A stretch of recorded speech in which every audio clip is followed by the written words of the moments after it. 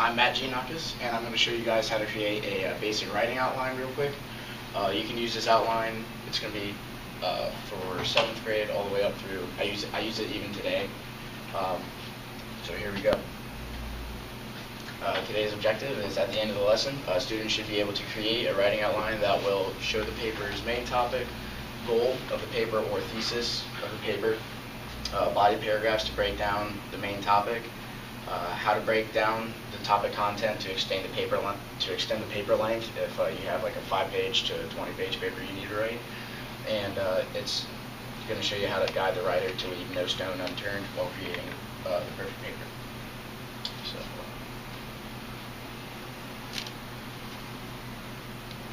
Alright, so what I would have the students do here is what's the hardest part of writing the paper for you guys? Is it finding the topic that you want to write about? Is it knowing where to start once you have the topic? Is it reaching your required page numbers, your transitions from paragraph to paragraph, your conclusion? Is it finding your goal or your thesis, or creating the flow or the organization of the paper? So whichever one of these is what the students having problems with, I would kind of go sit down and go over it with them and try and help them target and work on that specific part of the paper. Right, now materials you would need for this are your pen and paper, so if you guys want to follow along with me while I'm doing this, just pull out a sheet of paper and a pencil and just go along with it.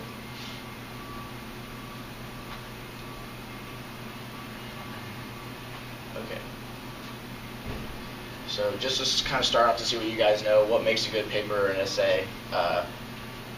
So if somebody wants to come up here and drag it,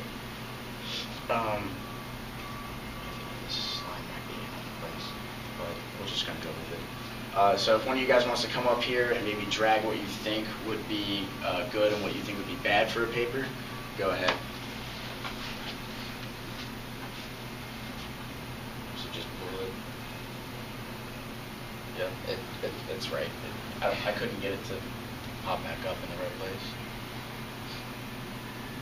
So it does not have a thesis is bad. Good paper should be organized. Disorganized would be a bad paper. And a good paper does have a thesis statement. So, alright. Alright, now, the outline has been, I broke it down into 5 steps. The way I like to do it is because I have horrible memory and I have horrible time staying on topic. What I like to do for my step 1 is I write a summary of the directions that have been given to me at the top of my paper. So I'm always looking at what my objective is and what I need to do. Second, you choose or create the main topic of what you're writing about: person, place, thing, event, and time. All that's fun stuff, unless it's like whether it's the one that the teacher assigned to you or whether the teacher's giving you free reign and you have to create it yourself. The third step would be write out the goal of the paper or the thesis / purpose of the paper so that you have a clear understanding in your mind of what your paper needs to focus on. Fourth, you need to break down the main topic into subtopics or body topics, however you want to call it. And then your 5th step would be write the conclusion paragraph or statement. So step 1. Alright. Rewrite or summarize the directions. And an example I put up here was directions. Create a writing outline that can be used for an analytical, creative narrative, research, and other styles of essays, papers. The outline should organize your thoughts, topics, goals, and topic details. Example 2 would be directions. Write a creative essay or short essay. The essay or story must be no shorter than 5 pages, not including the cover page, bibliography, but may go over. Create an outline to turn in for approval for your story or topic. This is what you would want to put at the top of your paper to constantly remind you of what your goal is. Step 2. Choose or create your topic. These are just some examples I put up, but I want you guys to, if you guys want to pick something else, go ahead. So, Peace in the Middle East would be something for a narrative. The meaning behind Moby Dick would be analytical. Chimpanzees mating behavior, research, and any topic, any form of writing. So you guys can either pick one of these right now, or you guys can just raise your hand and give me a topic that we can work on. Anyone? Let's go through chimpanzee mating behavior. Chimpanzee mating behavior. Okay. We're all thinking it. Maybe not. Actually, no, I don't want to use that. I'm just going to put it off to the side. Being short.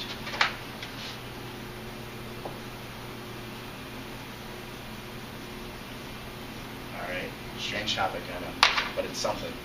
It's something that you have to research. So step 3. The goal or thesis of the paper. What do you want the reader to gain or feel or understand from reading the paper? So to create a writing outline, the goal would be, for the first example I had in the previous slide, would be to create a writing outline. Your thesis for this one would be something along the lines of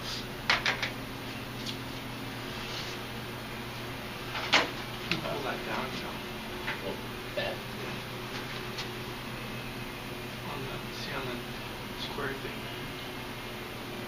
Tap the square. And length the square. There you go. Pull it down.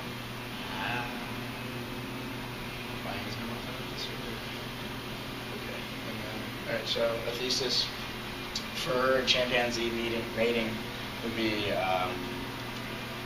where,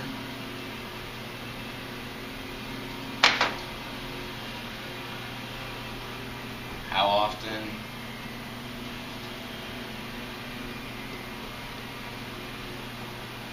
and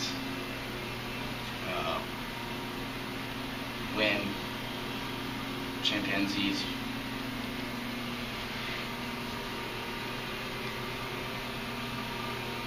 mate. You know, it's very broken English right there, but that's kind of the idea of what you would want to target in your thesis statement. Since I was in middle school, what my high school always used, well, not middle school, but like what I used, is my link not going to work? Okay. I had a link to Purdue OWL. I don't know if you guys have ever heard of it. It's just a website that's dedicated to helping you write. It's a very helpful resource. You can use it in your footnotes and on your bibliography. It's very credible. And I had a link here to show you examples of a better thesis than what I just put up here. But let's move on. And so breaking the main topic into subtopics and body topics. So your main topic would be chimpanzees mating. So then you would want to break it down into what you want to know. So okay, I'm still running. Cool. So first thing you want to do is figure out, you want to break it down as much as you possibly can. So let's figure out the where the thing go. Alright, but where? Well, that's what I'm trying to write here. You want to know where they're at. So you would want to break down location,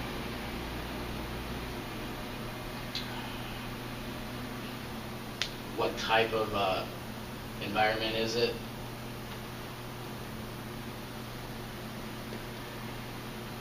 and you would just keep breaking down each step or each who, what, when, where, and why to the basic grit and grind of what it is. That way that helps you get your paper to a longer length if you need to have one of those 5 to 10 page papers.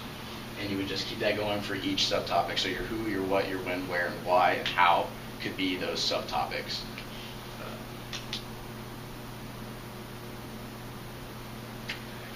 Alright, so writing your concluding paragraph can sometimes be a tricky thing.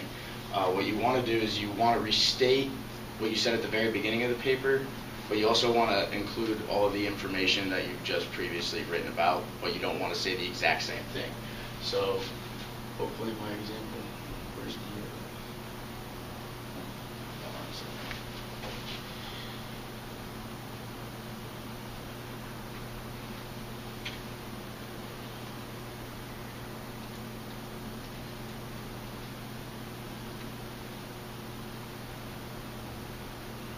I have a video here that just kind of covers how to create a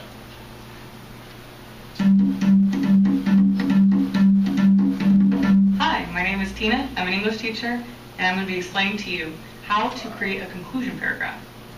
One of the first things you want to do in a conclusion is to restate the main point that you had in your introduction. When you are doing this, try to do it in a different way. You don't want to be saying the exact same sentence that you had in the introduction. That would be redundant. Second thing you want to do is look for transitional words. Add words that indicate a kind of conclusion, like in conclusion. That's usually a good one. Also, you can use other ones like therefore, indeed, in the end. Finally, end on some sort of bold statement. Usually this captures the reader's interest and leaves them with something to think about at the end of your paragraph. My name is Tina. Those were just a few tricks on how to write a conclusion paragraph. Okay. Yeah, that was just a very short video of what to do. Now, going off of what she said right there at the end, going off of like a bold statement, for an analytical piece or anything of that nature, using quotes of famous people is usually a good way to end a paper. For using what we're writing here about chimpanzees mating, like if they're an endangered species, you'd want to kind of hone in on that and use that as a reason why chimpanzees mating behavior is important to know so we can help the species grow, or something along those lines. Now, if somebody wants to come up here and do the quiz, or do it with me real quick, just what are what's step 1 through 5 of creating this writing outline? You guys can just like raise your hand and tell me the bullet if you guys don't want to get up. Anybody? So we've got create a goal or thesis, conclusion statement, choose a main topic, break into subtopics, or a summary direction, or direction summary. Step 1, choose a topic. Choose a topic for step 1.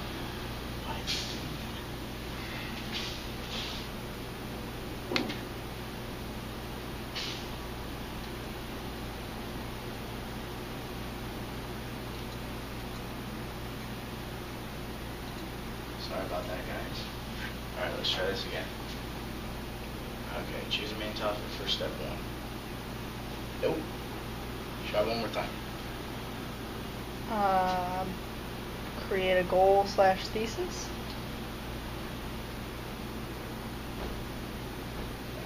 If we go back to the first slide, to help yourself remember what you're doing, is you want to rewrite at the top of your paper before you start doing anything. See if it'll take it. The direction summary. You want to have a reminder of what your overall goal is. And then, what's next? So what would step 2 be? Choose a topic.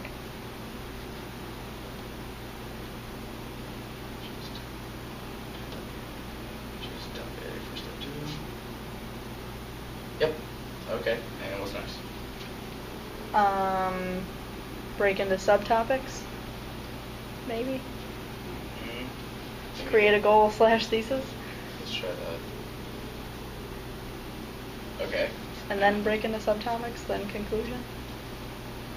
Subtopics and conclusion. Yep. So those are your 5 steps. You want to rewrite your directions,